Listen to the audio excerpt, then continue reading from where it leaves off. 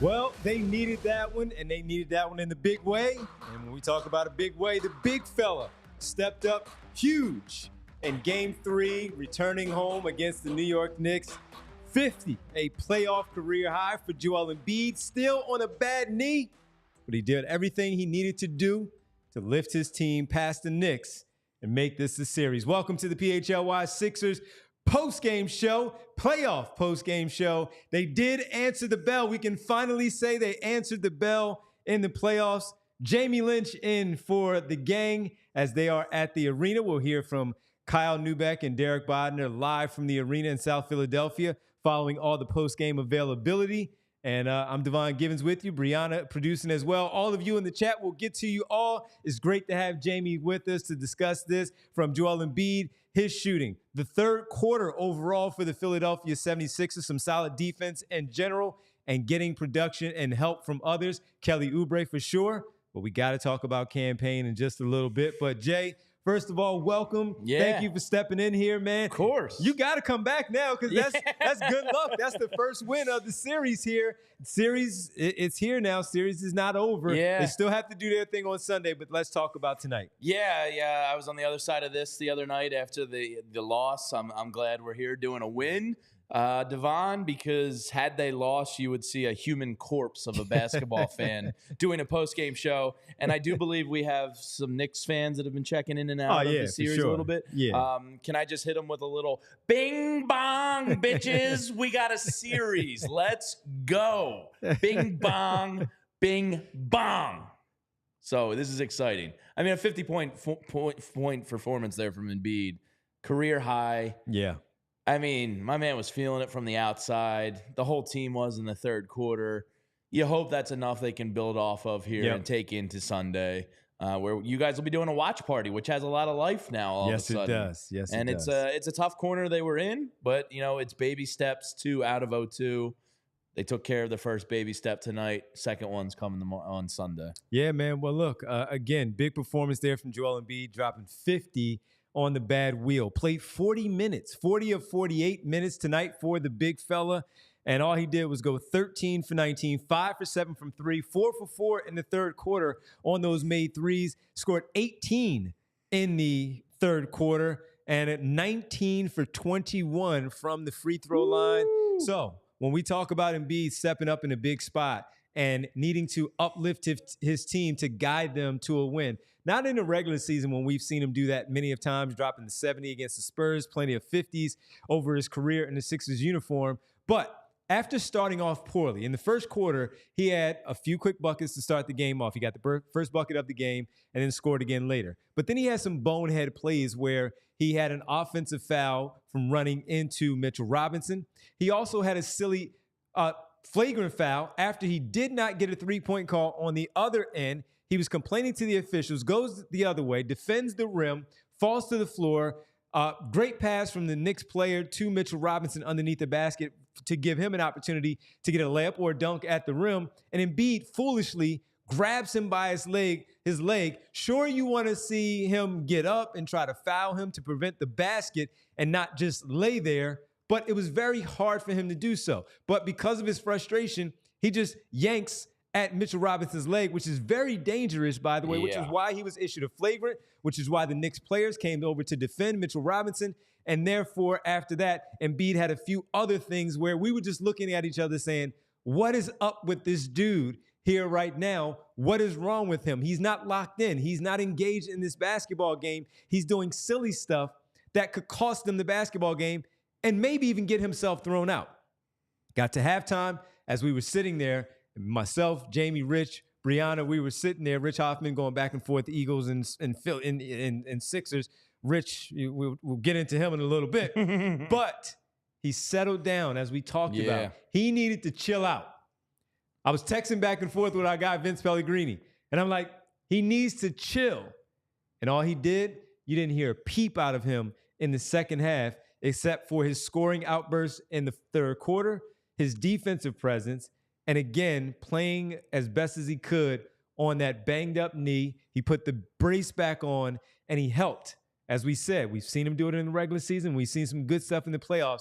But after he backed up his words of the series is not over. We're going to win this series one game at a time. Series they didn't win yet, but one game at a time to lift his basketball team here to a victory. Yeah, I think you just said what was the most encouraging thing, and obviously, it doesn't take Dr. James Naismith to tell you that 50 points and 19 of 21 from the line is a good thing. But at the end of the game, I think you saw him growing from. I don't even know how to say it. Not him hitting the glass. He didn't have his legs under him last game. Those effort kind of hustle plays that he just didn't have in the bag in game 2 because he's physically, probably exhausted. His knee's probably killing him. His left eye, who the hell knows what's going on there. Tonight you saw him get a block late.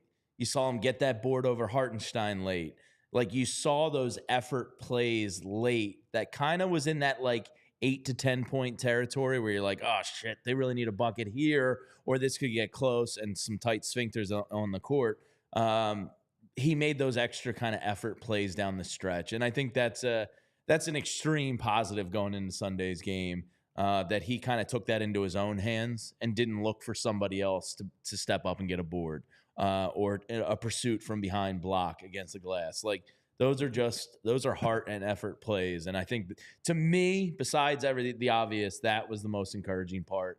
That gives you a lot of confidence going into Sunday. Yeah, we saw him trying to chase guys before in the open floor to get a block and defend the rim. And he had to pull up because he just didn't have it in him. You saw him jumping tonight. Yeah. Now, maybe it was because of not having the brace on and just had the sleeve. Maybe. Then we saw at one point in the fourth quarter when he was out of the game early in the fourth, and he came from the tunnel, running from the tunnel, gets out there on the floor, and I noticed at least that he had the brace on. I didn't notice, I wasn't paying attention enough to see if he did or didn't early in the first half.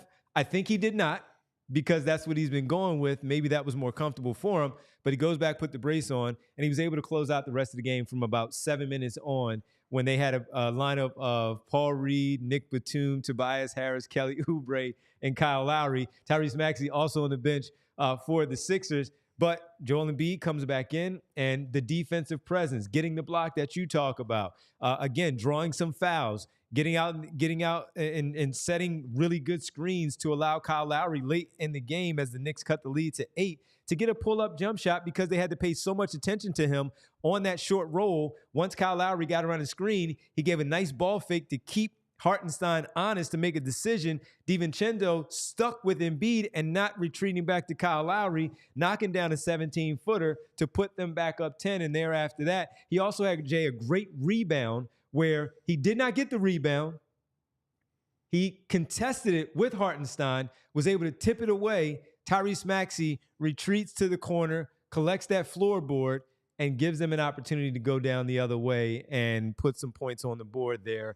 And that's where we see the best, of course, of Joel Embiid. So a lot of good stuff. And again, I cannot stress enough that early part where he was doing all that dumb stuff, I didn't think they had a shot because I thought he was going to get thrown out. I really did think he was going to get thrown out. And the conversation that we were going to be having here tonight was going to be totally different. Now, they may have still won the game because Maxey may have gone off himself. But because of the way that he was going, I really thought he was going to put himself and the team in a tough spot. But he regrouped coming out of the locker room. That next 24 to close out the game, he was phenomenal to help get this team back, pick up the first win of the series, and again, one game at a time now. Yeah, I mean, if you had talked to me after the first quarter, which you did, but I mean, you, the viewer, I was, kind of mentally like, great. Like, this dude he's going to throw it away on an emotional whim on home court in game 3 in a do-or-die situation. Because he couldn't check his own emotions. Yeah. And, maybe it's the maturity, maybe a Kyle Lowry or a vet, pulled him aside and said, yo, big fella, we need you. You need to chill the hell out. Yeah, you need to chill the hell out. Right. We're not going to win this game without you in it. Right. So, kudos to them for getting it in check because when you get a 50-point playoff performance, I don't know what the odds are there. I would imagine the winning percentage is pretty enormous when it comes to playoff time. Our own buddy Jason Stark actually tweeted out the the centers with 50-plus points in the playoffs, Devon.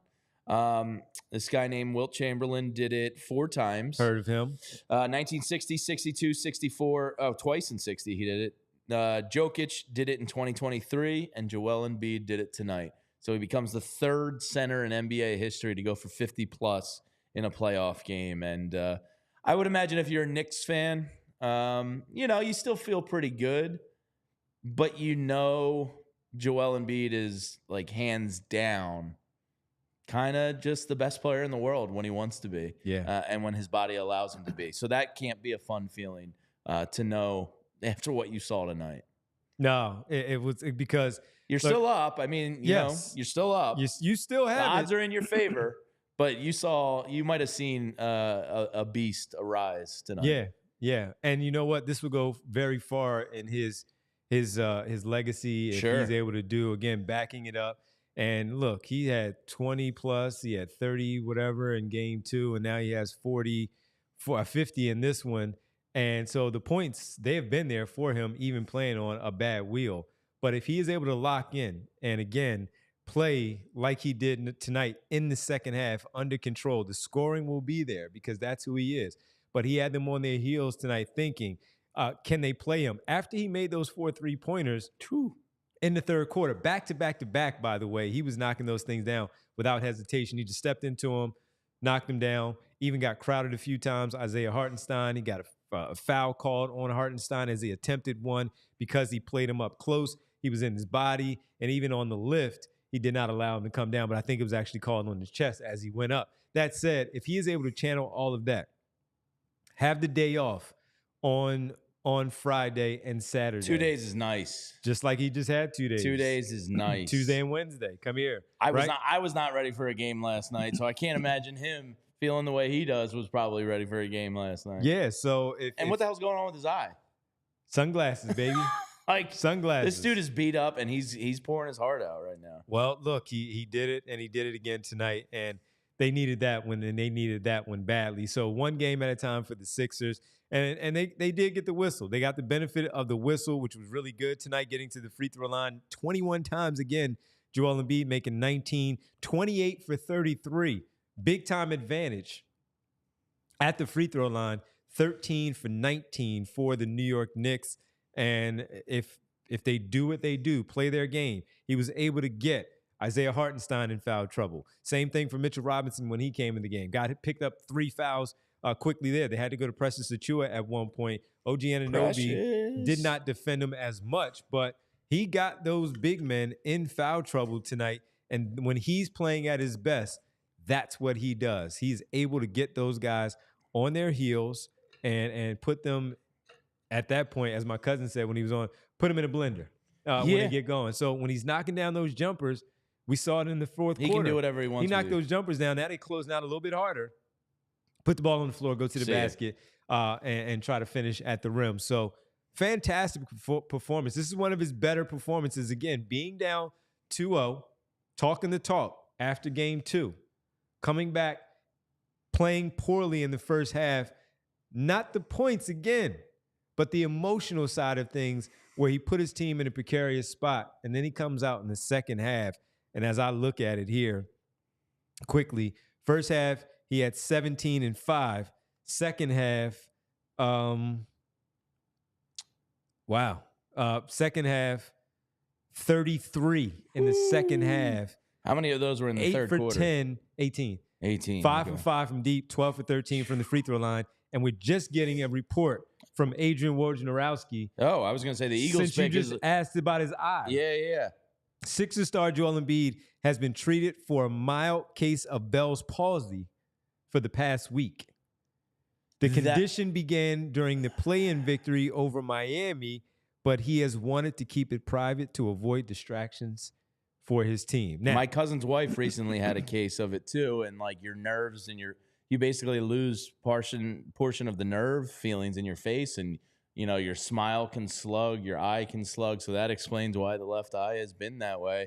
And there's not really a treatment for it. It's just kind of like it should snap out of it in 10 days to 2 weeks type of thing. It can last longer than that. So wow, that's mildly scary because my cousin's wife just recently went through it and she was like scared that it wasn't going to just go away. You know what I mean? So that probably had a mental effect on him. Yep. Not that it affected his play on the court. But again, like, damn, that's probably a little bit of a bug out. Mm-hmm. So kudos to him, man. That makes it even more impressive. Yeah, and even looking at him, of course, not to speculate about it, but that's the report. Pardon me. I thought he got scratched or something because the way he was like kind of blinking, but he was probably just unable to feel some nerve endings up there, and it felt that's weird. the left side. Yeah. So while he's doing that, you kind of see certain things. We've been watching him for 8 years now since he's been with the organization, and just looking at him when I was looking, sometimes you see certain part look like droopy a little bit on makes that total side. sense now. So I guess it makes sense now when it comes to that. But let me tell you guys and gals, Sixer fans out there, we appreciate you hanging with us. As always, we are brought to you tonight by the great people from the Bet Parks app. Get in the zone with the Bet Parks Sportsbook app. Money is in the moments. And tonight, if you went into this game feeling confident about Philadelphia defeating New York in game number 3, protecting their home floor with the first game on their home floor where they typically play well, you may have looked at it and said, well, one of the 2 All-Stars for Philadelphia is going to go off.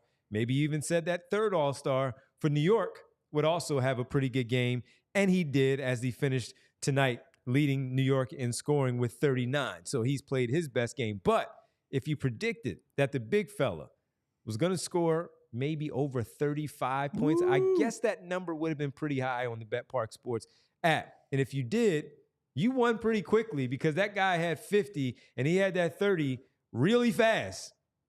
So you would have been all right if you would have predicted that he knocked down maybe 2.5 threes on the night. He eclipsed that too in the third quarter when he made 4 in a row because of how well he was shooting. If you also felt like, hey, while I'm here on the Bet Park Sportsbook app so early baseball game, you're going with the Philadelphia baseball team to get a nice victory in Cincinnati before they hit the road again to go to what? San Diego? You know you went to the Bet Parks Sportsbook app. Win big with all-day action. Win your first $10 bet and earn $125 in sports bonus bets. So if you missed out on it today and you're getting ready for game number 4 on Sunday, thinking Philadelphia is going to even the series and, again, protect home floor, you have to go to our good friends at Bet Parks Sportsbook app. You play for fun. You love to win. You bet. Download the app and play along with us, but must be 21 or older. Please gamble responsibly. And if you or someone you know has a gambling problem and wants help, call 1-800-GAMBLER. And this is the time of the season also for allergies. I have it badly, folks. I have it really bad. My car is covered in pollen right now. I have it really bad. Sneeze attacks during the day. Oh, I've been rubbing my eyes all day. Yeah, I got to wash my face after I'm, feeling a certain type of way, certainly taking a shower. 2 showers a day season.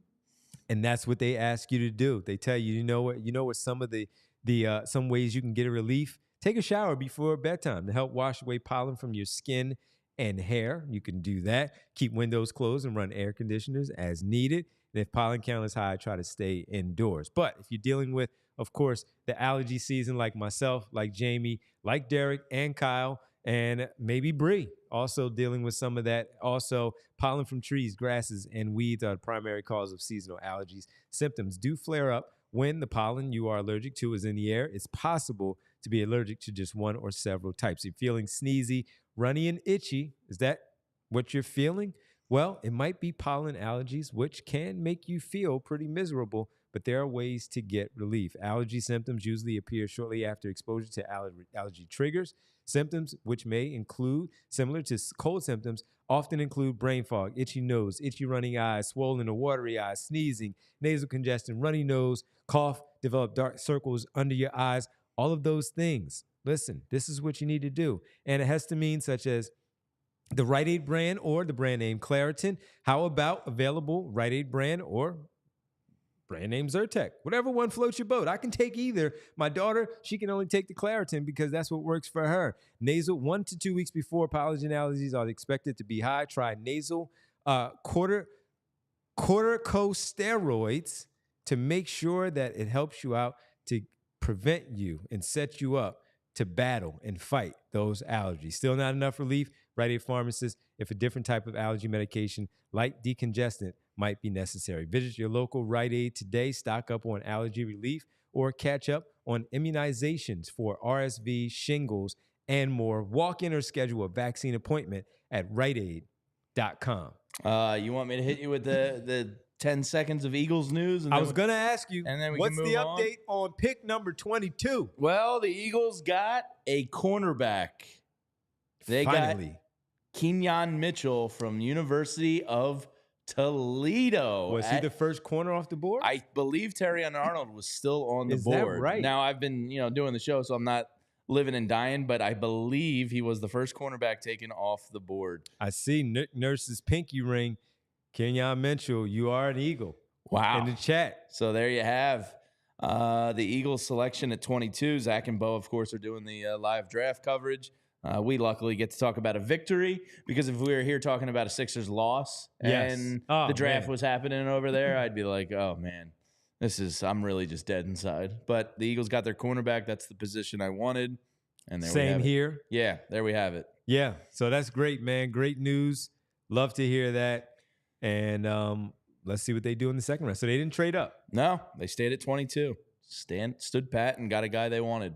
What pick are they on now? I believe, I don't know. I don't have. Here we go. 24. Okay.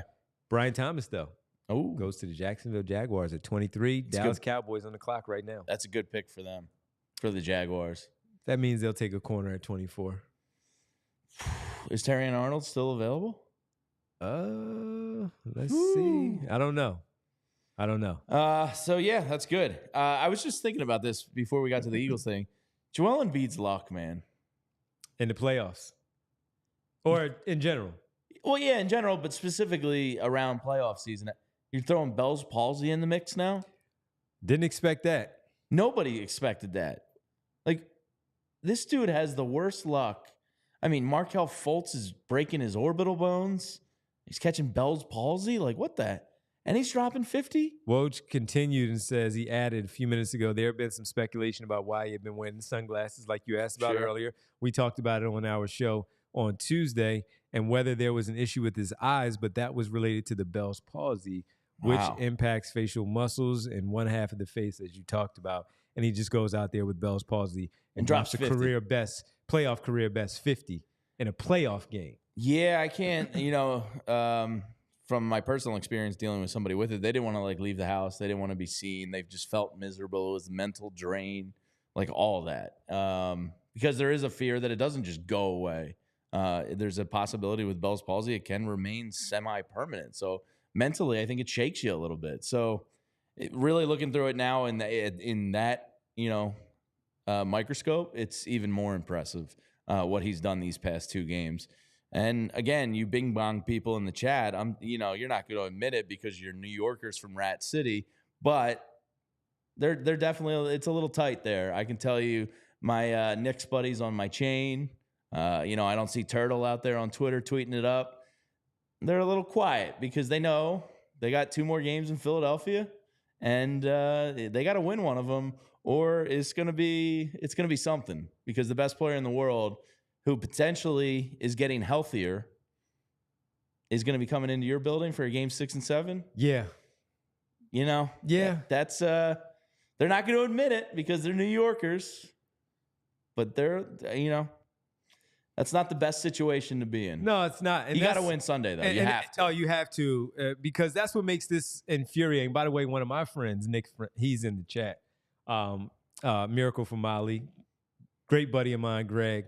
He's a New York guy from there, so he can be. He's justified. Yeah, Villanova grad. Oh, I've been going at it with my buddies from New York all week. Great guy, and we've been I've been in his fantasy football league for 12 years. Nice. So, but all that, he's in here tonight. He's not shying away. He's like, look, but things could be different, and that's what makes things so frustrating from game 2. Sure. Because for me, you actually had the lead for that one. That should have been a victory. And thank you, Bree. And with that one, I got some water. You're just looking at that one and saying what could be. Now, things could be different if you're 1-1 going into the series. You might have lost this one. Things could go a lot of different ways, but this is the hand that you were dealt. Would this you is say how you played. So now you have to respond and make sure that you follow up, getting that win on. Would you say on they've been Sunday. out? The Knicks have been outplayed these last 2 games. Outplayed? Have It's the tough to say that have just the because Sixers of been when the better team, I guess is the better way to say it. I hate to say that because I they're know down because you sound 0-2. like a loser. Yeah. But I would say it's been been. played. I'd say it's been played pretty evenly, I'll give Knicks game 1. and that's why I thought it should have been 1-1.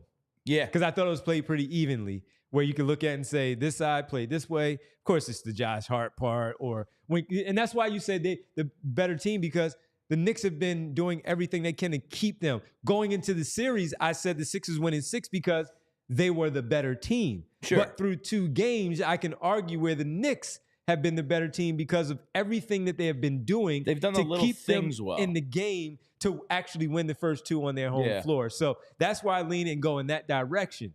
But now that you win this one too, all right, even though they're up 2-1, the New York Knicks, I can lean and say, yeah, the Sixers probably played better where they should be up 2-1, but it is what it is. Yeah, if I'm Kyle Lowry and Joel Embiid and Tyrese Maxey right now, I'm psyched up in that locker room. I'm going, we've outplayed them 2 games in a row.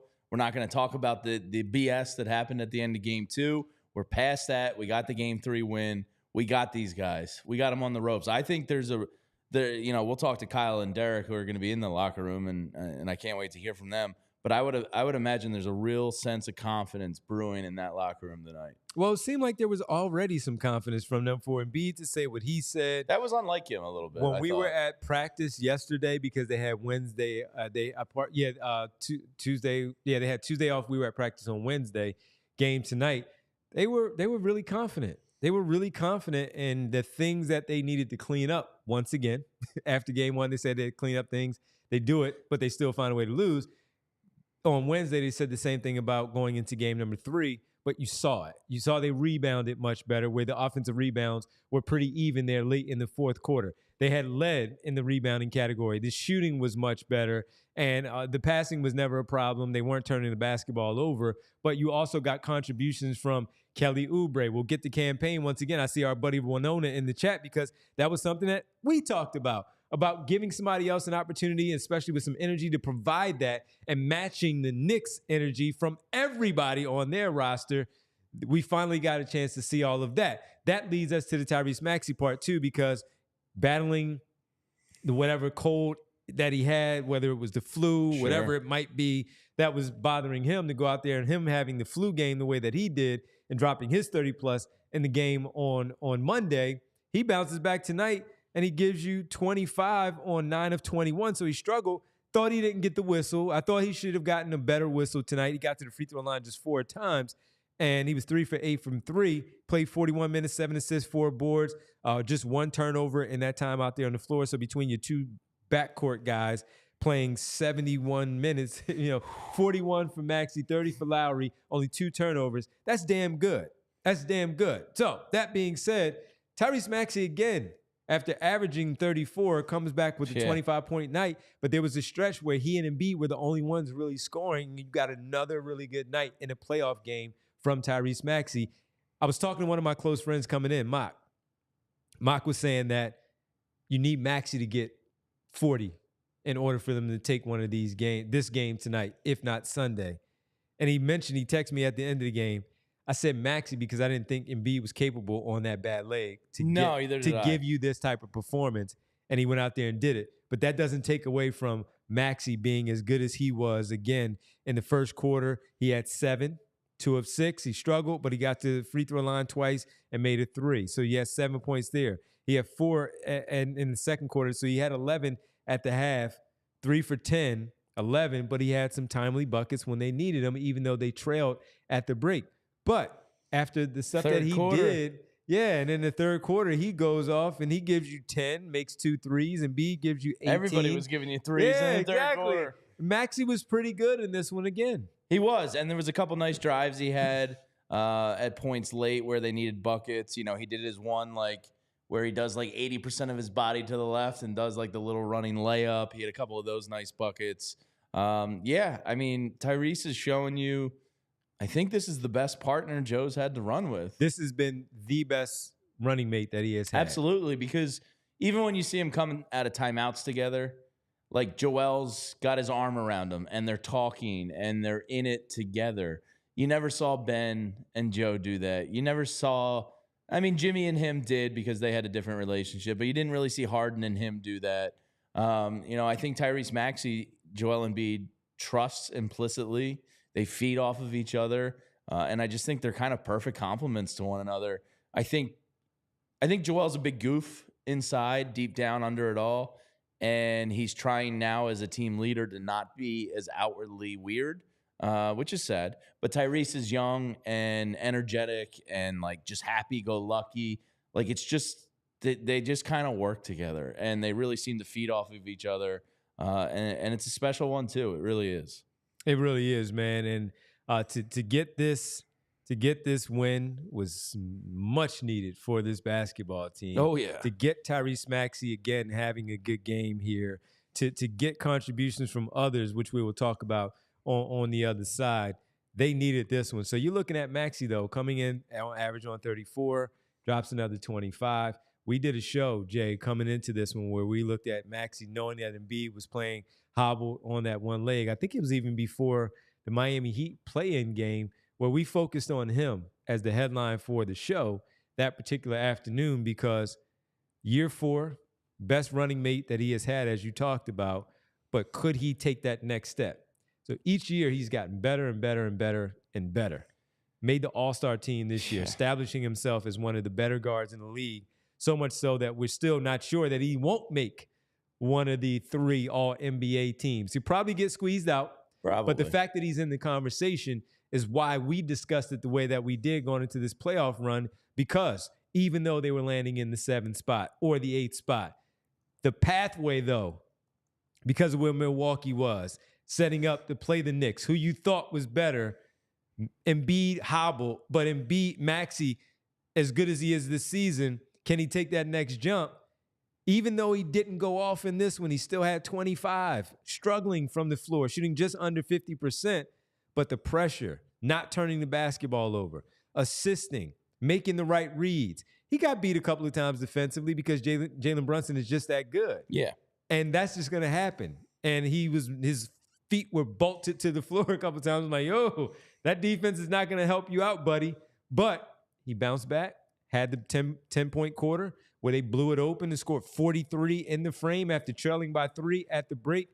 The guy is darn good, and as you said, man, he is the best running mate that Joel Embiid has had, and it's not even close anymore. Yeah, I just out of curiosity pulled up the most improved player list, because he won. Congratulations! Yeah, which him. I think is a mark of him taking that next step, and most of the guys on this list, like there's some MVP type players, there's some All-Star caliber players year after year. More often than not, Ja Morant, Julius Randle, Brandon Ingram, Pascal Siakam, Oladipo, Giannis, McCollum, Butler, Paul George, Kevin Love. It's usually Scotty Barnes was a fellow All-Star. Yeah, like it's usually somebody that's here to stay. You know what I mean? There's not too many fluke guys that win most improved player.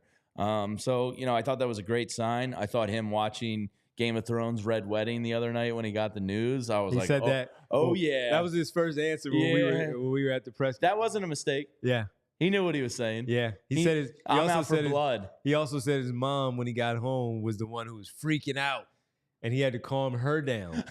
So, Mom, it's cool. He's the level-headed, cool, calm, collected. His mom is going off, as he said. His dad was pretty chill. They knew what they needed to do to bounce back in the game. Had a good practice yesterday, and they came out and played that way tonight. And to be honest, I think the only thing, like, if you had told me before this series started that they were going to play Jalen Brunson this well, I would have said Sixers in 5 or 6. The things that they needed to improve on and do well was very within their control. You know what I mean? Like Josh, it's effort. Yeah, it was effort. It was strictly effort. And Tyrese was probably going, Mom, Dad, like, we got the best player in the world. He's getting better. He's got Bell's palsy. The public doesn't even know about it yet. Like, wait till you see. He's got more in the bag. And he's like, the rest is probably just effort on us. We got this. I'm feeling good. Yeah. And it's good. And it goes to the confidence we're talking about with this team right now. They seem like they got it. Yeah, and they had some confidence coming off the bench. They had some confidence with one of their other starters. We'll talk about them. But first, let's reward Joel Embiid since he is dealing with the Bell's palsy, as reported from Adrian Wojnarowski. Tyrese Maxey with the 25, but the big fella dropping a playoff career high 50. Guess who gets the Bagels and Co. Player of the Game tonight? You guessed it, Joel. You earned a bagel tomorrow on your day off from any game. My man. Dude, I had a pretzel bagel from Bagels and Co. like 3 weeks ago. I think I've thought about it every morning for the past 3 weeks. Derek brought in some croissants after the Miami win. Man, were they good. This pretzel bagel changed my life. Oh, man. So let's tell you about Bagels and Co.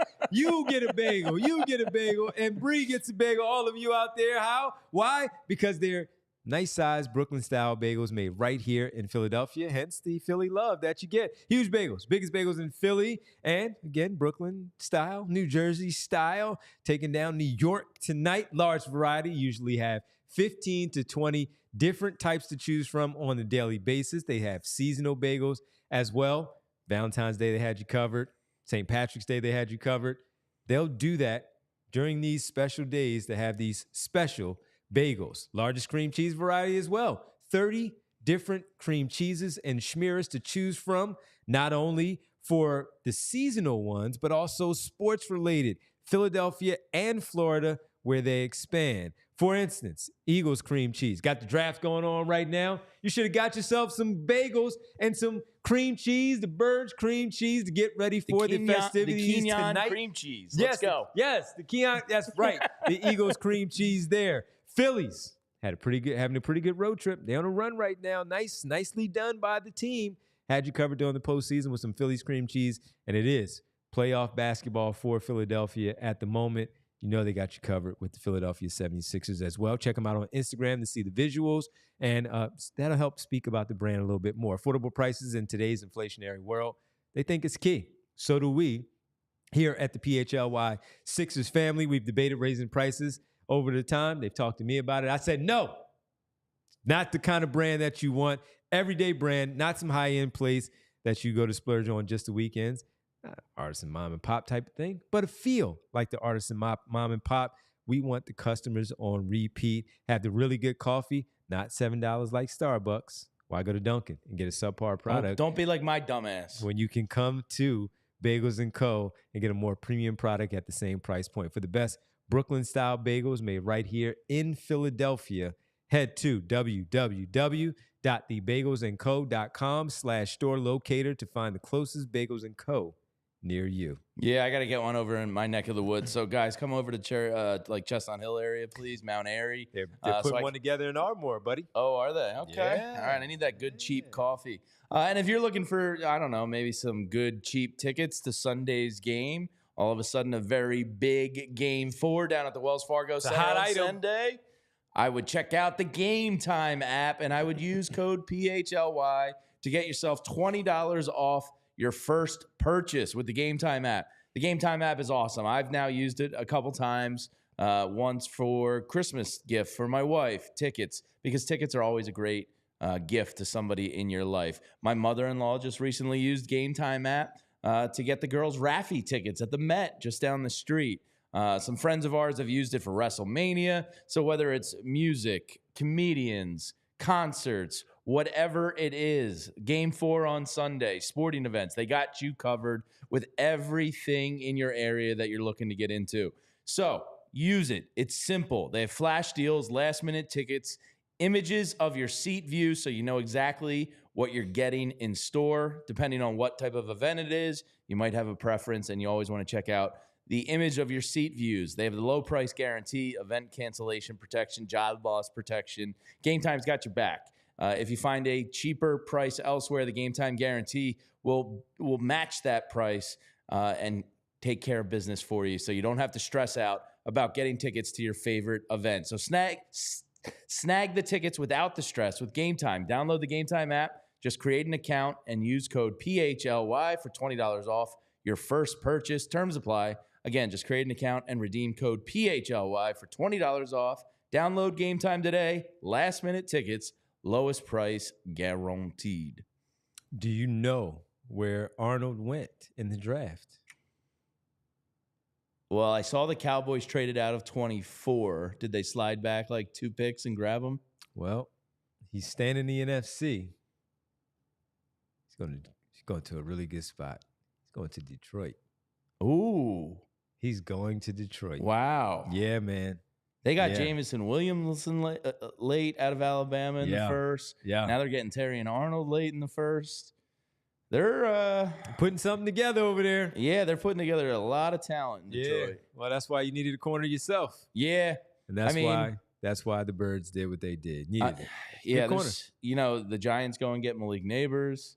You got CeeDee Lamb guy to worry about. Maybe Jaden Daniels turns the Commanders into a legit offense. You got some older guys. Oh, yeah. You needed a replacement plan. Yeah. This is the first time in the first round since Lito? Since Lito Shepherd. Wow. 2002? Yeah, that sounds right. 2002. And then Sheldon in the second with Michael Lewis, corner and safety. And they were there certainly for the Super Bowl. I don't think Slay could keep up with the Malik Neighbors anymore. Not anymore. It's a young man's game. Yeah. Yeah. So now you have those two veterans, Isaiah Rodgers, reinstated. Yeah. Of course, in the slot, you have Avonte Maddox brought back on the 1-year deal, and now you have the rookie. Yeah. That you can and put you got out Reed there Blankenship and CJ GJ, and then you got Sidney Brown who showed some flashes. Now all of a sudden your secondary doesn't look like a sieve. Yeah. Or old. Yeah. You got some young guys in there. Our buddy Ash Monroe on the Super Chat checking in here. We'll get from Kyle and Derek in a little bit. Ash Monroe. History tonight. Ash is our stat guy. Jumps in. Love a lets stat know guy. He's really great. And nobody has ever scored 50 on 19 shots in the postseason. Wow. The list, 20 or less shots in the playoff history. Joel, 50. Dirk, 48. Jordan, 47. And Barkley, 44. Wow. How about that? That is impressive. 50 on 19 shots. He got to the free throw line 21 Dirk, times. Jordan, and Barkley were the 3 you said? Dirk, Jordan, and Barkley. Yeah, none of those. I mean, Dirk would shoot threes, but not like the Joel. volume, unless he did in that game. But that was a different game. I guess that's what separated him. Yeah, was just hitting those threes. Yeah, because Jordan wasn't shooting threes like that. Yeah, how about what did that? he shoot one year? Like 8 threes one season. And of course, the game against Portland. And we know Sir Charles wasn't putting up many threes. Nah. He did a little bit in Phoenix later in his shooter. career. Yeah, in Houston. He was a willing shooter. 13 for 19, and he dropped 50 because he got to the line 21 times. Wow. Making 5 threes, 4 in the third quarter. Embiid was fantastic. Let's go to our next Super Chat here and check in with Boots. We say Boots. Bootszilla. What up, Boots? Bree loves when we do the Boots. Melton needs to play next game. We are going to need his defense and scoring off the bench. Hopefully the extra rest has him ready to go. So when we were at practice on yesterday, Nick Nurse spoke first. He said that Melton did practice. Kyle asked the question. He said he did practice, and he might be listed as questionable for the game. He was dressed. He was in uniform tonight. He was available. They did not call his number. They probably want to ramp him up, get him a few more practices underneath. These 2 days will probably be helpful. I haven't looked at my emails yet, but if I guess they're off tomorrow and they'll practice on Saturday. Probably. If I'm guessing. And with that, he'll probably get some shooting in, some stuff work done on Friday, practice on Saturday, see if he will be part of the rotation on Sunday. But that said, they called the number of Cam Payne tonight. And Bree will attest. All of you in the chat, I know Barb wanted him. I know Winona wanted him. So many others wanted just some energy off the bench. My cousin, Jack, as you know, Mikhail's dad, he was in for game number 1. And Jack was like, after the game, do they need to provide some energy with some people off the bench because the Knicks had it all? Yeah, I would say you did. Cam Payne can't sit the hell down. He's in the So, of course, we know him because of the OKC stuff. We would dap up all the guys, Russell Westbrook, everything. He leaves the league, comes back. He's with Phoenix. He and Kale, they're always doing their stuff. One of the best things that they had going viral, Kale was dancing on the side with a kid during pregame. Yeah. Cam Payne comes over. They start, just dabbing it up and having a good time and all. Cam Payne can't sit the hell down. He's bundle of energy. Sometimes he can come in and make a shot. Make a nice pass. Hit a floater. Kyle Neubeck said speaking of Cam Payne after the game, energy costs nothing. Yeah. So when you put him in the game, even though he does have a salary, that's already a part of it. The energy costs nothing. He comes in. What does he do? He knocks down his first three. He's fired up. The crowd's going crazy. Next, knocks down his next three. Running pick and roll action with Embiid. They're playing Embiid a certain way. Okay, cool. Let me roll to the basket a little bit. Teardrop. That's a quick 8 from Cam Payne right there. Picks up a foul. Talking a little junk. The energy matching what the Knicks have been doing all series, that costs nothing. And his minutes helped tonight, playing 16 minutes, scoring 11 points off the bench, Jay.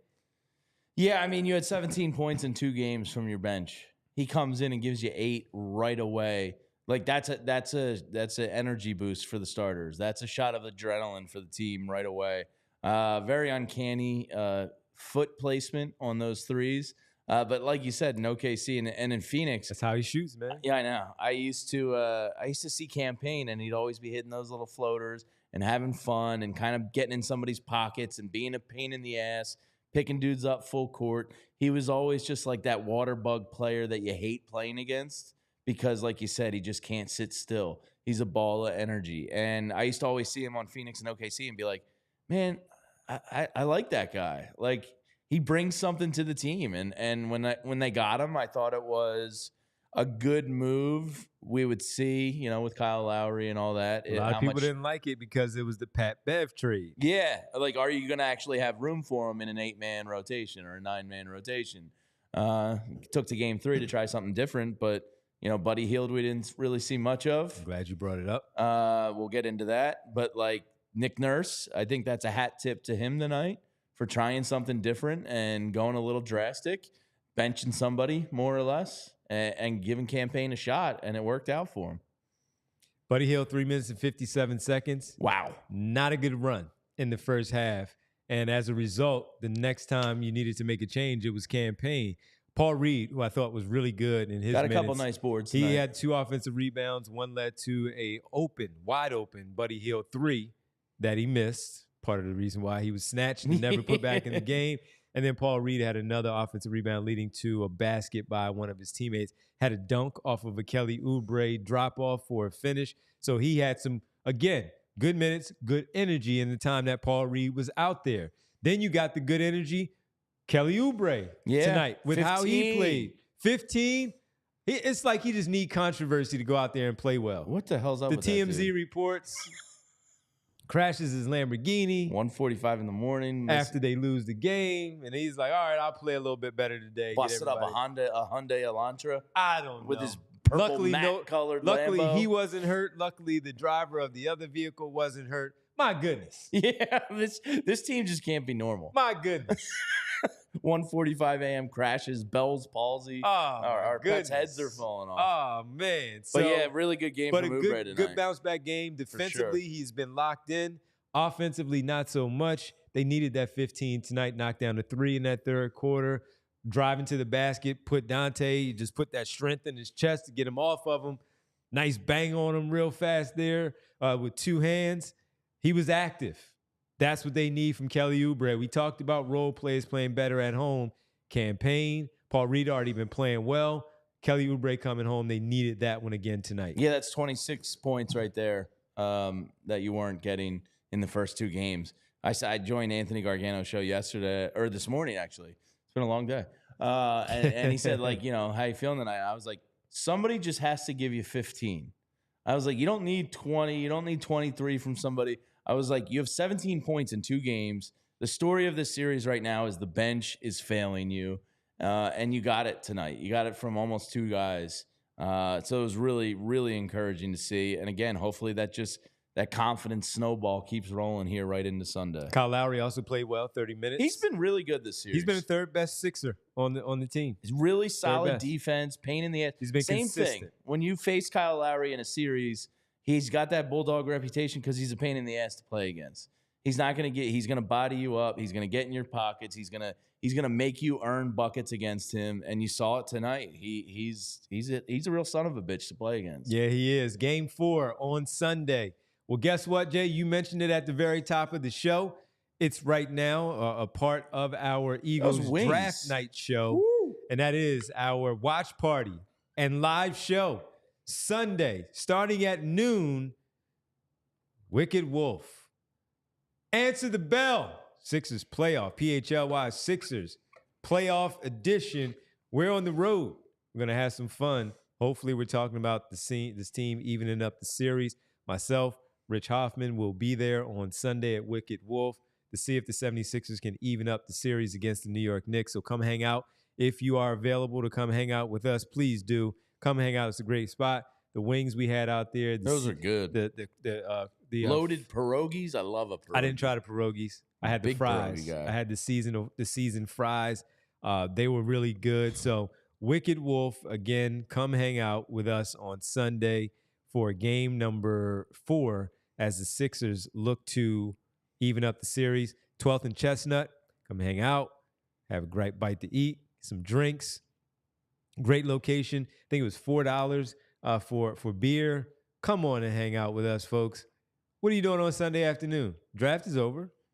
There'll be some TVs for the Phillies, but you want to be watching your basketball team. Nothing like a little day party. Playing an important game 4 party with some good weather on Sunday. So we hope to see you there. And that is, of course, presented by our good people at Coors Light.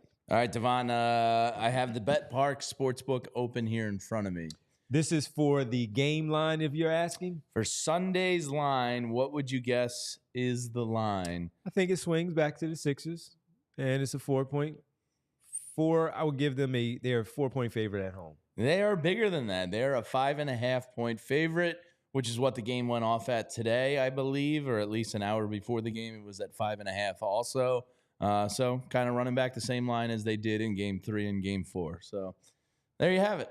All right. I mean, I have a little more respect for New York than they do, but Sixers play well at home, and they really did make some adjustments here tonight against New York. So 5.5. Yeah, they did stuff. Some intangibles. Yeah. Those work. You never think you'd have to tell a professional athlete about effort, but sometimes they need to hear it. And I guess Nick Nurse gets an A+ for tonight's moves and getting effort out of the guys. By the way, our buddy Gene Ross says, I'm going to keep it real, Devon. Roy can't come back. Roy Burton is 0 for 2, games 1 and 2. Roy can't come back. He's part of the Fox the Gambler. And he's a great friend of ours here, great contributor when he's able to step in and help out, coming off the bench for us. He's not there and they won. He's a great guy, though, says Gene. Yeah. Gene Ross here. Yeah, Roy is a good dude. Maybe you save me for the big games, What are you doing Sunday? I am 1-0. What are you doing Sunday? Talk to Addie, man. Yeah, I might have to bring Skylar down and come celebrate. Come go and celebrate. I feel pretty good heading into Sunday. I'm not gonna mask it. I'm not gonna say I'm like fully back that they're gonna win the series, getting irrational that this is. But I really like what I've seen here these last 2 games. I think they can really build on this and take advantage on Sunday. It feels so much better. Doesn't it, everybody? Doesn't it feel so much better? Get a thumbs up for the Sixers. To just get a win? Doesn't it just feel so much better to just get a win and come in and talk about a playoff win? And a 50-point win. Like Joel Embiid went out there with Bell's freaking palsy and dropped 50. A bum wheel and Bell's palsy. Is that enough to get these... You know who said the same thing about that? Our buddy, Coach Lowell Ricketts, in the chat. 50 points, 1 leg, 1 eye, facial paralysis. Embiid is truly amazing. Yeah, he's not soft. You know what I mean? He always plays through it. He guts it out. I think he's just a guy that wears his heart on his sleeve, and he's outwardly emotion. And it got him in trouble in the first half. Sure. That was bad. Yeah, that was really bad. But he bounced back. He figured it out. Yeah, but I mean that's incredible what he did tonight. It really is. It really was. Matt Webster with the super chat. What do you say, Matt? Will we see Buddy again? I hope not. I'm okay if we don't. Yeah. What a disappointment. He offers nothing if he isn't hitting threes, and he certainly hasn't done that. And we even talked about it. Missed that 3. His other shot attempt, I think he only had the 2, was a driving layup when he got by Brunson. Played good defense on Brunson in that time that he was out there. But he drove to the basket, right-hand layup on the left side of the rim after he got by Brunson. Of course, they defended the rim. They came over to attempt to shot block. and he missed it. And it was like, all right, I understand they're coming over. Mitchell Robinson, I think it was in there at that time, and he contested it, but he blew it. And it was like, yo, you just need something to go. Yeah, I'm okay. I tweeted, Buddy had a couple okay defensive plays in game He did. But I'm not going to go above and beyond praising his defense when you're not shooting the basketball. Like if you're not hitting threes and spacing the floor, you really shouldn't be out there. Like I've just seen nothing from him. I went pretty hard with a tweet the other day, and I was just like, what the hell is he doing out there? If he's not shooting the basketball, if he's not unconsciously shooting like Bogdanovich tonight, just like, bam, the ball in hand, bam. If he's not doing that, just find your way to the bench and Miles stay McBride, there. same thing. Yeah. Right? But he's not doing it. Cam Payne provided that tonight. Yeah. But Batum knocked down a 3 again tonight. Yeah. Everybody got in the mix, and Buddy Hield, 3 minutes and 57 seconds. Kudos to Nick Nurse. Yeah. I mean, that's a tough decision to make, for the trade deadline piece and all that, but it was the right decision. Yeah. Alex said, Devon, it was almost a wedgie on that layup, and he is 1 for 3 on layups. Yeah, he missed 2 in game 2. I mean, it's unbelievable where he is right now, when we thought we were going to get so much from Buddy Hield once Embiid did come back. A lot of people gave him a pass a bit after that first 5 games where he was phenomenal.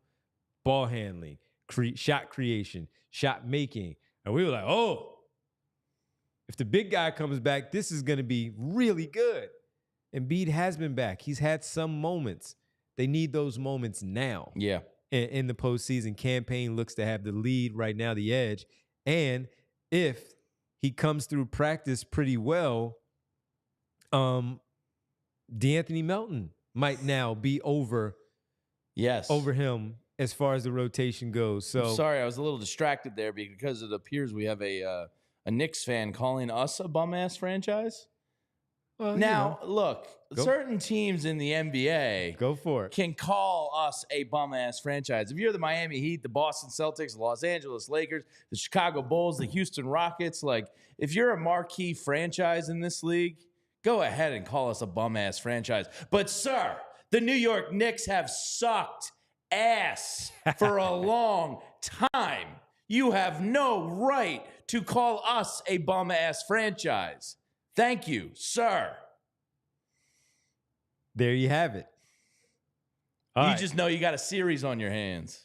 We got to get ready to check in with the guys. That's correct. Is that their entry in? Yeah, that's the entry in. Let's check in with the guys from the arena as they're sitting there listening in to Jamie go off on a Knicks fan. Kyle and Derek would be proud. Thank you. Kyle Neubeck, Derek Bodner, live from... Kyle's never gone off before. No, he hasn't. No, I've never heard any such thing. Nah, not since Wednesday. Or Tuesday, whatever it was. Let's head to the arena, check in with the guys with the nice playoffs backdrop. Wow, that looks nice. For the fellas, look at that. 50-point performances from you guys tonight on a bad wheel. And guys, look, as we know now, as Jamie goes off on a Knicks fan, again, you guys would be proud. But, man, now finding out about Joel Embiid, saying what he said about the coming back and winning, and they're going to win this series, and he backs up that talk. But then we also get the report from Adrian Wojnarowski that he's dealing with Bell's palsy. So when you finally hear that, knowing he's already dealing with the bad knee, backing up the conversation that he had after Game 2, what a remarkable performance to drop a playoff career best 50 and back up his talk. Yeah, I mean, look, the guy's on not quite on one leg, but approaching being on one leg. He's got the eye and face issues. He said he's dealt with it. It's been a problem for his mouth as well. So whatever that does for eating, drinking, what have you. I mean, and also it looked like he might get ejected from this game at one point in the first half, right? Like that was he was in some real danger, although he did get into that, which we can talk about at some point later. Really shows in some ways how his game has evolved over the years, right? And how his game, frankly, has changed since he came back from the injury. Like, just to get up the amount of threes that he shot tonight is impressive on its own, because he was Joel didn't come into the league as like an excellent shooter, right? And now he made 7 or he took 7 threes in a 5 for playoff game, 7, which 4 in the I third. think if he had taken 7 threes in a game as a rookie, you would have had, half the fan base screaming, "What the hell are you doing? Stick your big ass on the block," and things like that. But 50 ball, the first 50 ball of his playoff career is a hell of a night for him. And frankly, they don't get that from him. They might be down 3-0 right now because for most of the first half, they had very little going. Tyrese was, I think, 3 for 10, right? Like not having a good night. And Yep.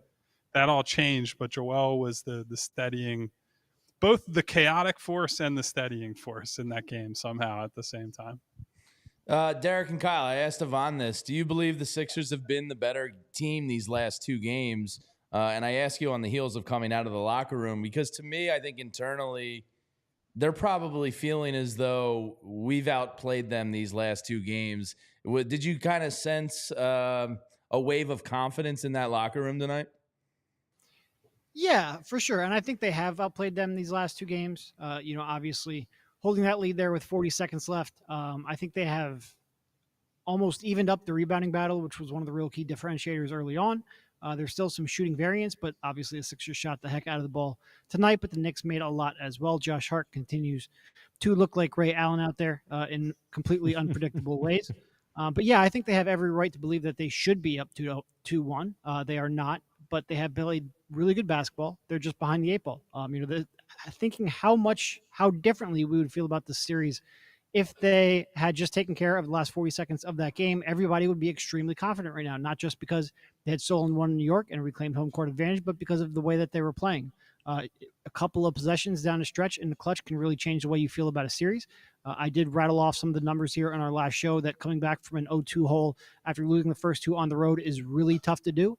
This was obviously a very key step. This season would have essentially been over if they didn't accomplish this one. But yeah, I think they've played very good, and they even survived tonight in Jalen Brunson game, a player who's playing really, I don't say poorly, but certainly shooting poorly over the first 2 games. He came out, was on fire pretty much from the jump, got to some spots that he didn't, got to the foul line in ways that I'm sure frustrated a lot of Sixers fans and people who enjoy watching basketball. But they withstood that. They withstood some still hot shooting from Josh Hart, in large part because of a guy with 1 working leg and half of a working face. Yeah. Go ahead, Kyle. I'm sorry. Let me add on to that first, because Jamie asked about the confidence. If they lacked confidence, I don't think Joel's coming out of the last game, which was an absolute guillotine level loss, and saying, we're going to win the series, right? Like the belief is there. The belief is there in this team. And by the way, everyone, because I know there was a lot of discussion about, oh man, he's got his head down. Look at that loser. Look at the guy who's not, like, now you know why his head was down. That was a ridiculous take at the time to jump to that conclusion. I think with today's revelation, it is seen that in retrospect now. And the way he has responded to just a insane amount of injuries and problems going on with that kind of a performance, it really was a pretty inspiring effort from Joel. Yeah, it really was. And our buddy Ash has checked in and said on his super chat, and he talked about how the guy dropped 50, and he's the first player to do so in under 20 shots, with the 13 from 19 from the floor, getting to the free throw line 21 times, draining 19 of those. The only other players to do so were Dirk with 48, Jordan 47, and Barkley with 44. And he comes out and does this as we talk about the leg, and now dealing with some paralysis in his face, and also talking the talk. And Kyle, as you said, we were sitting back here like, if this wasn't a playoff game, he's ejected for the stuff that he did. But he settled down, he chilled out coming out of the locker room, and it was a really great response after trailing by 3 and playing and having his emotions in it as much as he did in the first, which were negative. I just want to say, I don't think it really dawned on me the absurdity of the situation until you said the words paralysis of the face on the stream. And it's like, man, just add another one to the long laundry list of things. I know Joel's the star, scored 50, all that. I do want to give a humongous shout out to Cam Payne for his role. Oh, you know I was getting there. You know I was going to get there. I knew we would get there eventually, but the energy that he brought to that game was felt basically instantly. Derek and I talked on press row. I was like, I don't know if this group they have in there is going to stop anybody, right? It's him and Lowry. I want to say it was probably Tobias. I have it written down somewhere. The point being, I was like, no way they're getting stops. Well, you don't have to get a ton of stops if Cam Payne is just going to go off and score and make threes on every other possession, right? But I think talking to him afterward, talking about like how he's gotten to this point as a vet where you just understand, like, you don't know when your number is going to be called. So you have to be engaged with, hey, are we all bought into the game plan? Are guys making the right rotations? If I was in this spot, what would I have needed to do?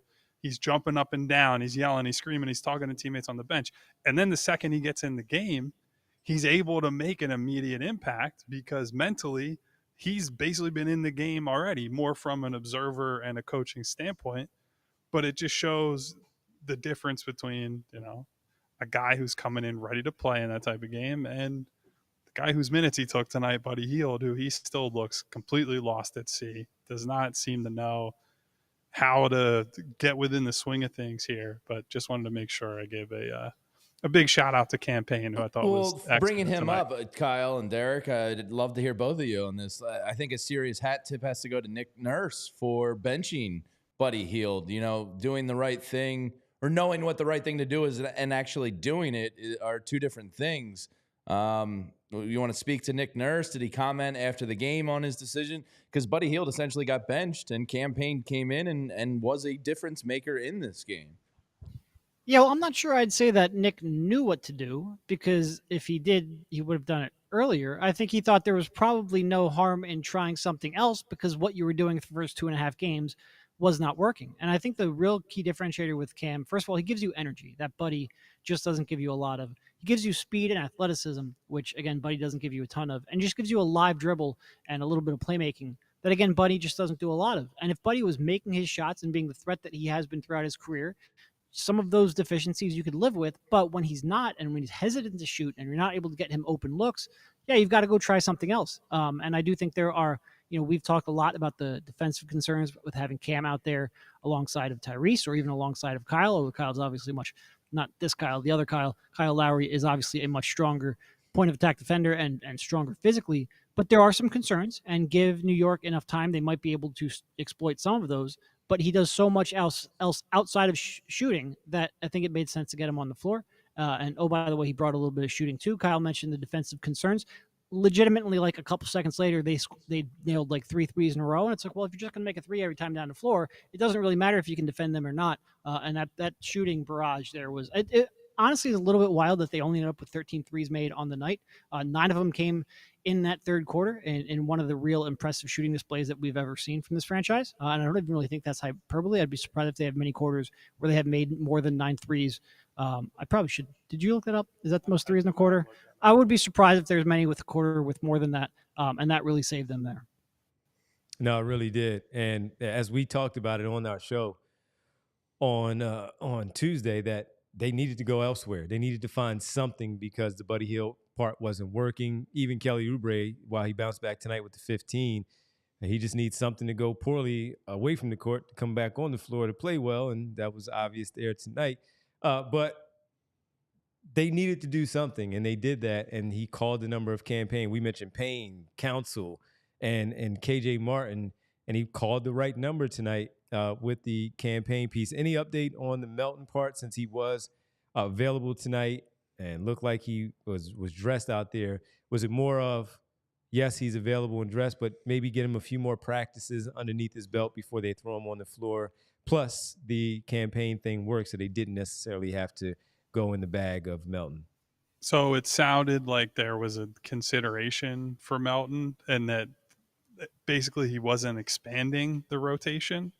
And so with Cam getting going, said Melton's not going to play tonight. So we obviously don't know if Melt is like 100% back. He was available, but they've had guys available this season. Nick Batum being a great example, had the game where he just was able to come in for an inbounds pass. That's the only way that the medical staff cleared him to play in the game. And so, I think DeAnthony was more available, more healthy than that, but it came down to didn't want to go beyond the amount of players that they've been playing in this series. And so Cam got the call. We'll see. I would assume coming out of this one, now Nick won't reveal this obviously, but I would assume that Cam will get those minutes. Like Buddy is probably just banished to the shadow realm. And then we'll see, is there still a place for Melt to get, whether it's 5, whether it's 10 minutes as a guy on the wing, somebody to sub in there.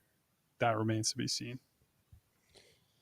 Yeah, it does. It's going to be an interesting one. The Sixers are 5.5-point favorites again on Sunday, guys. In case that strikes your fancy at all. Did you see anything from Tobias tonight? Made you feel any better? Started out in the first quarter a little bit better. No. And then kind of disappeared. I want to feel good about him, and I just can't. It's really disheartening. The answer is no. Yeah, Derek said, as Derek just said, defensively didn't really hold up his end of the bargain either. So I don't know if you have expanded thoughts on that.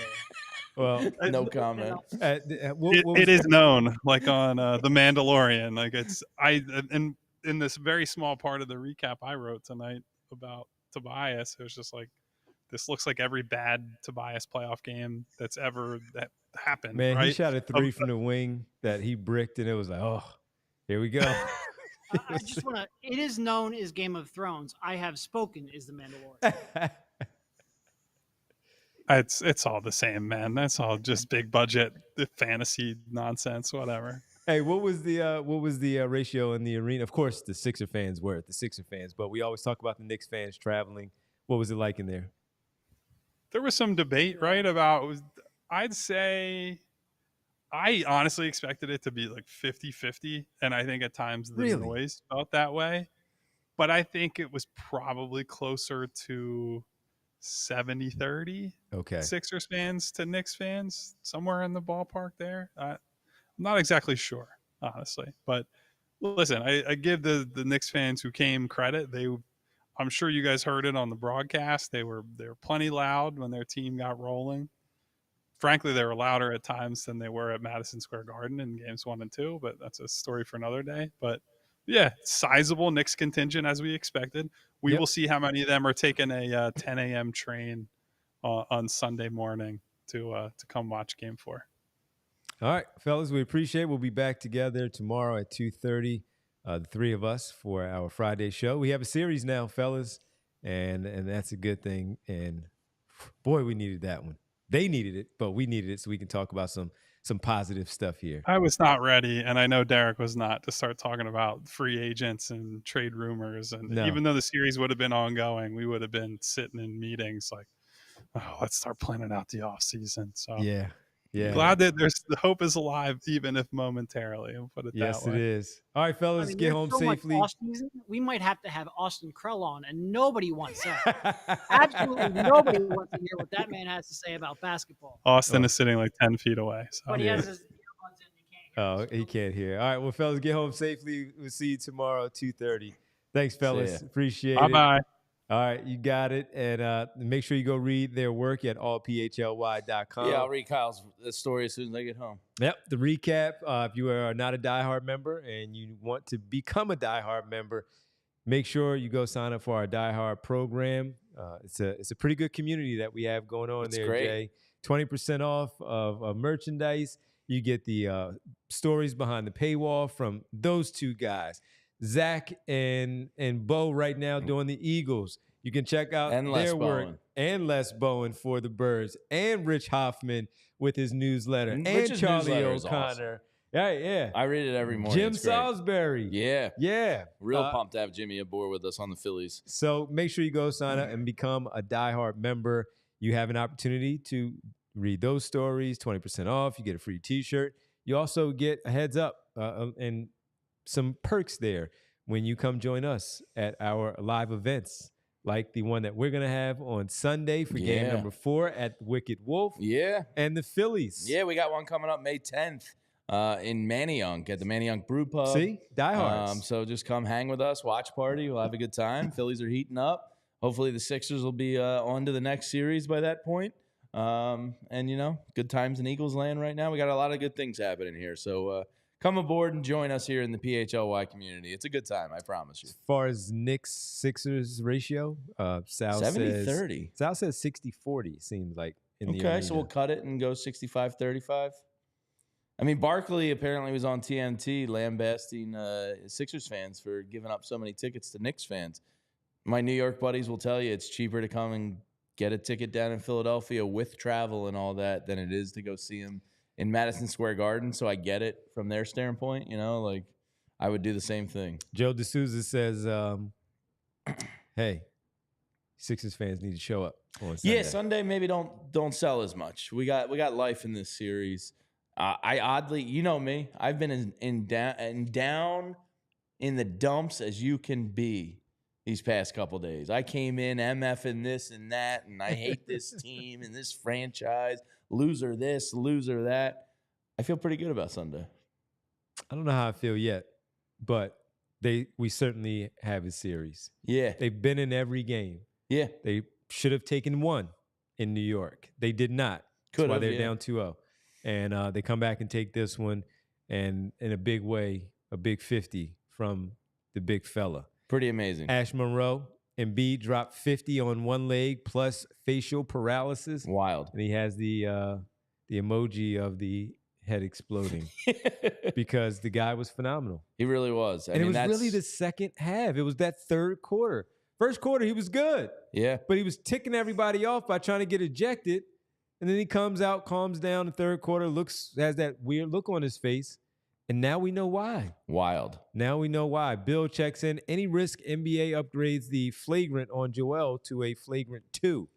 I doubt it, Bill. It's the playoffs. Yeah, so I doubt it. Yeah, he probably would have been thrown out if this was a regular season game number 67. Yeah. He would have been thrown out. But because the playoffs, Bill, my answer would be no in that case. I would say no. It was a stupid play by Embiid.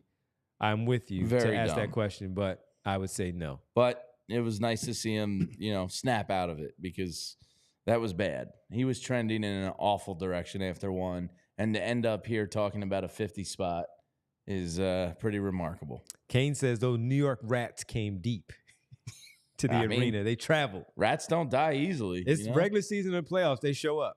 They love pizza, those New York City Rats. There you go. That's why Splinter is part of the Teenage Mutant Ninja Turtles. Don't know how a leader of Turtles is a rat, but hey, it's 11:52 on a Thursday night. Yeah, we got a lot of people to thank out there, as we always do, checking in with all the folks. Ash Monroe, Barbara Carroll, what up, Barb? Gene Ross hanging out. The 2-minute warning. What up, Al?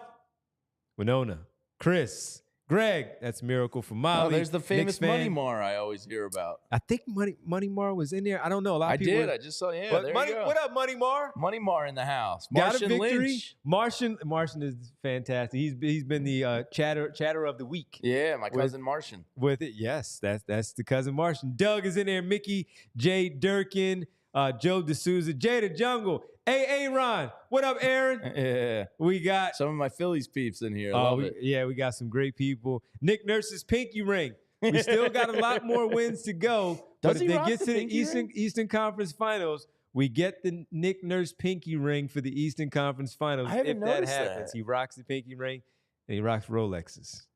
Nick Nurse is pretty stylish. Yeah, on the he's a musician. sideline. He's hip, I'm just saying. Trons, Jay Brown. Who else do we have in here? Phi Chi hanging out. Gene, we mentioned Gene a little bit. Kev Simon, what up, Kev? Who else do we have in here? Randy, Chris, Doretto, so many folks in here. Prophet One. Hang on, you got a little ahead of yourself, but I like it.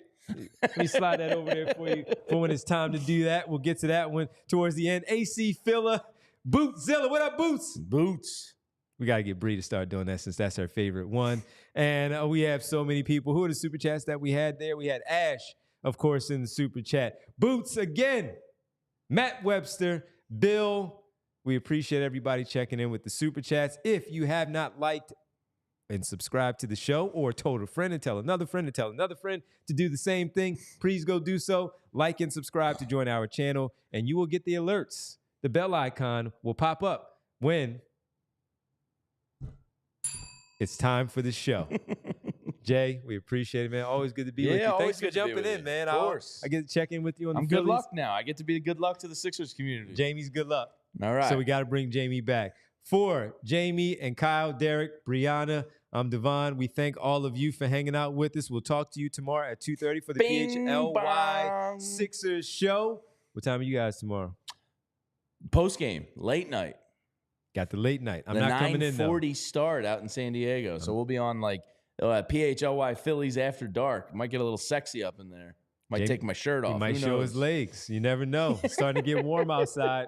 He's going to shed the pants and wear the shorts. Everybody have a great night. Sixers get the W. They needed it badly. 2-1 is the series. Game 4 is Sunday, but we'll talk to you tomorrow at 2:30 right here on the PHLY Sixers podcast. Good night. We all silly like the mayor.